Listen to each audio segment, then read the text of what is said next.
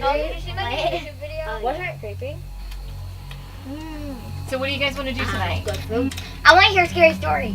Yeah. Yeah. Scary stories? Have you guys ever heard of the book Scary Stories to Tell in the Dark? What the heck is that? No. This was my favorite book when I was a kid. I'm totally going to read these stories for you. Okay. Okay guys, I know I brought that book with me. I have to read these stories to you. These scared me to death when I was a kid. Here it is. Okay. It better be scary. Get your snacks. So the first story is called The Big Toe. One day a girl was digging in the edge of her garden when she saw a big toe sticking up out of the ground. She tried to pick it up, but it was stuck, so she pulled as hard as she could. Then she heard something scream and scamper away. She ran to the kitchen to show her mom. Mom, I found it too. Oh, well, this looks nice and plump. We'll cut it up and put it in our soup for supper. So that night, her mother split the toe into 3 pieces, one for her, her mother, and one for her father.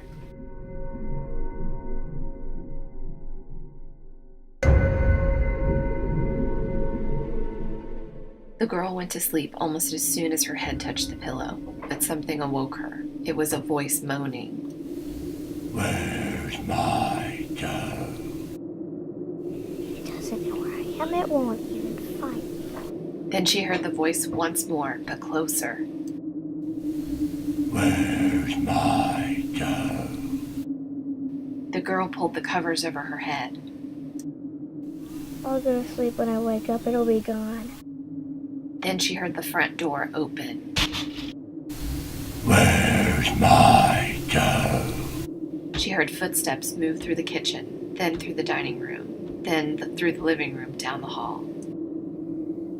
This time it was next to her. All was silent for a moment or two. Where's my toe? You got it! Ah, it's not scary, huh? It's not, but it's not. Whatever. Let me find this other story first, okay? This one's really cool. Let me find it. I think it's here. Ooh, no, not that one. Ooh. We're not going to read that one, guys. That one is super scary. Why? Only scary one in the No, book. it scared me to death. Nope, forget it. We're not doing But it. it's not scary to any of these are scary to us. All right, guys, this one's called The Hook. Donald and Sarah went to the movies. They went for a ride in Donald's car. They parked up on a hill at the edge of town. From there, they could see the lights up and down the valley.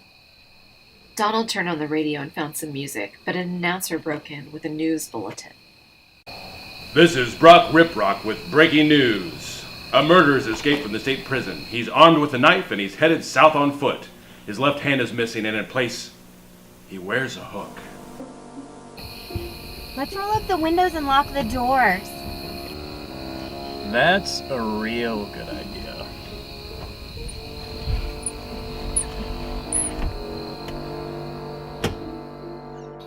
The prison isn't too far away. Maybe we should go home.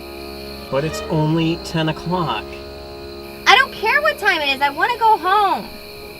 Sarah, he's not going to climb all the way up here. Even if he could, all the doors are locked. How's he going to get in here? Donald, he could take that hook, break through the window, open the door. I'm scared. I want to go home. Ugh. Girls are always afraid of something. Donald was annoyed.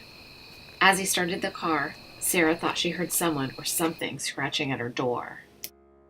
Did you hear that? It sounded like somebody was trying to get in. Oh, sure.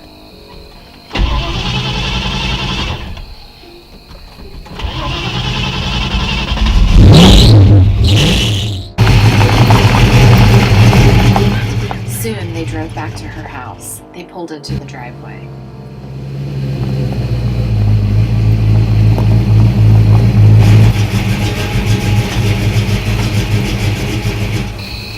Would you like to come in and have some hot cocoa? No. I gotta go home.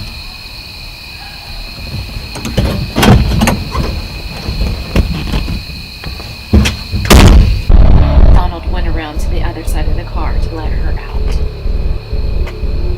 Hanging on the door handle was a hook.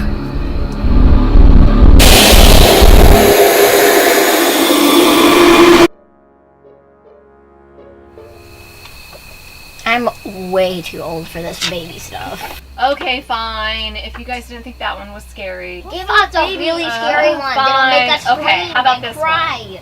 This one's called High Beams. The girl driving the old blue sedan was a senior. She lived on a farm about 8 miles away and used the car to drive back and forth. She had driven into town that night to see a basketball game. Now she was on her way home. As she pulled away from the school, she noticed a red pickup truck follow her out of the parking lot. A few minutes later, the truck was still behind her.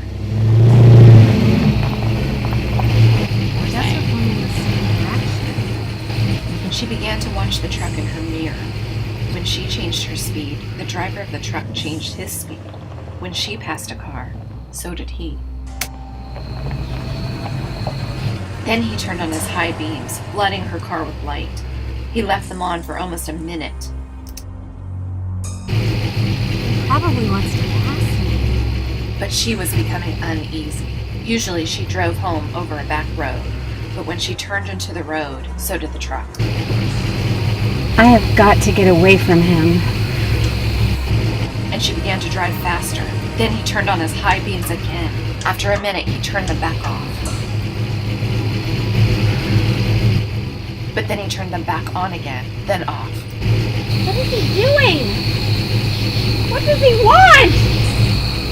Again, he turned them on and off. And then he left them on. As she got closer to the house, she called her parents on the cell phone. Call the police!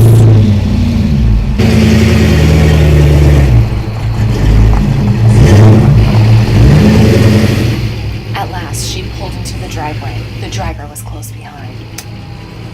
She ran into the house. The cops were already there. The driver of the red truck pulled in right behind her. Out of the car! You don't want me! You want him! Hands on the ground! He's in the back! He's in the back! I saw him get in the car at the party! The cop went around to the driver's side door, opened the door. In the back, a man was crouched with a knife. He pulled him out, threw him to the ground. As the driver of the truck explained it, the man slipped into the girl's car just before she left school. He saw it happen, but there was no way he could stop it. He thought about getting the police, but he was afraid to leave her, so he followed the car. Each time the man in the back seat reached up to overpower her, the driver of the truck turned on his high beams. Then the man dropped down, afraid someone might see him.